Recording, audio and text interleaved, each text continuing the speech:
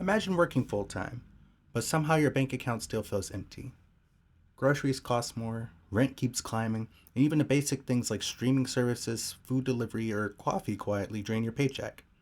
For many young adults today, it feels like money disappears faster than ever. But here's the truth: budgeting today isn't about cutting everything you enjoy, it's about controlling where your money goes before it controls you. In this video, I'm going to break down 7 practical budget tips that actually work in today's economy, even if you're just starting your financial journey. The biggest budgeting mistake that young adults make is simple: they guess where their spending is going instead of actually tracking it. Most people think that they know where their money goes until they actually check their bank statement. You might discover things like $200 a month on takeout, $80 on a subscription that you forgot about, random impulse purchases that add up quick. Before building any budget, do this first. Look at the first 30 days of your spending and break it into categories such as food, housing, transportation, entertainment, subscriptions, and miscellaneous spending. This step alone often reveals hundreds of dollars of unnoticed spending. Once you start to see the numbers clearly, budgeting becomes a lot easier. The second tip is to build a simple budget rule.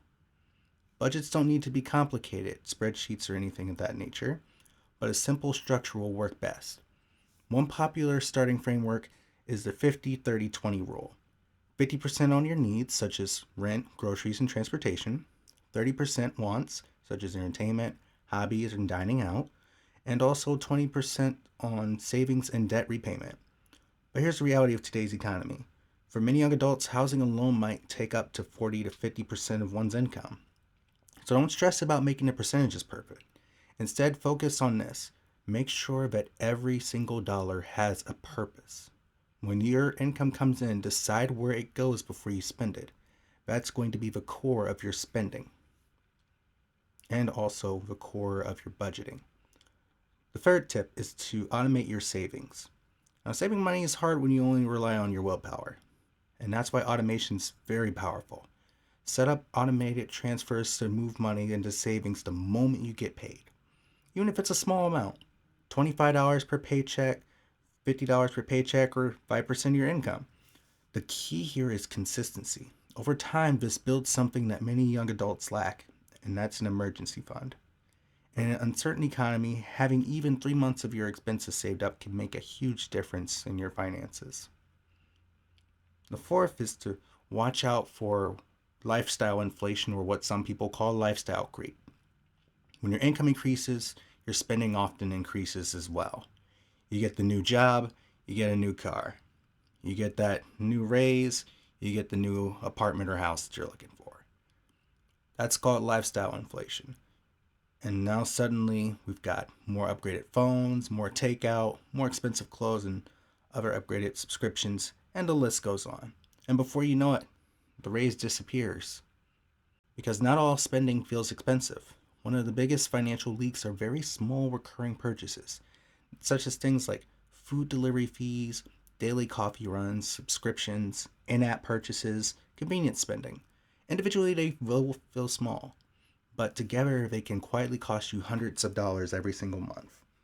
The solution isn't going to be eliminating everything that you enjoy, but instead, pick 2 or 3 areas to reduce. For example, cooking at home 3 nights per week instead of getting takeout, canceling any unused subscriptions, and limiting your delivery app usage. These small changes can free up some serious money over time. The sixth idea would be to have a fun money category. One reason that people fail at budgeting is because they try to eliminate their fun entirely. That almost never works. Instead, create a category called fun money. This is your guilt-free spending. It might include eating out, going to the movies, playing video games, or buying games, hobbies, and social activities. Once the money is spent, you stop spending in that category until the next month. This is going to help keep your budget sustainable. Because the goal isn't financial punishment, the goal is long-term financial stability. The seventh tip would be to focus on your bigger expenses.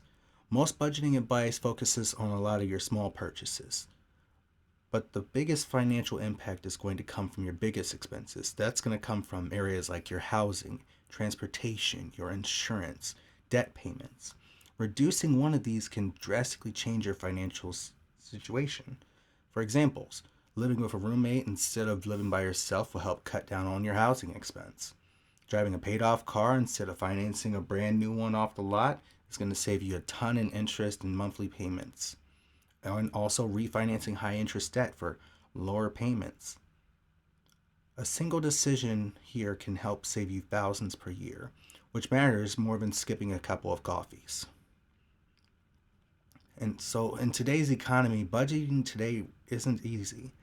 A lot of young adults face challenges previous generations didn't experience the same way, such as higher housing costs, rising food prices, copious amounts of student loan debt, and overall economic uncertainty. But budgeting isn't going to be about perfection, it's about building control over time. Every dollar that you manage wisely today builds flexibility for tomorrow, and that flexibility is what creates real financial freedom. Essentially, these are going to help create patterns and disciplines that are going to help shape your financial life no matter how little or however much more your money grows in your lifetime, whether you're starting out at entry level, working your way up to senior level. If you found this helpful, make sure to subscribe for more videos about money, financial habits, and building long term wealth. And if you had to pick one budgeting tip from this video to start today, tell me, what would that be? Let me know in the comments.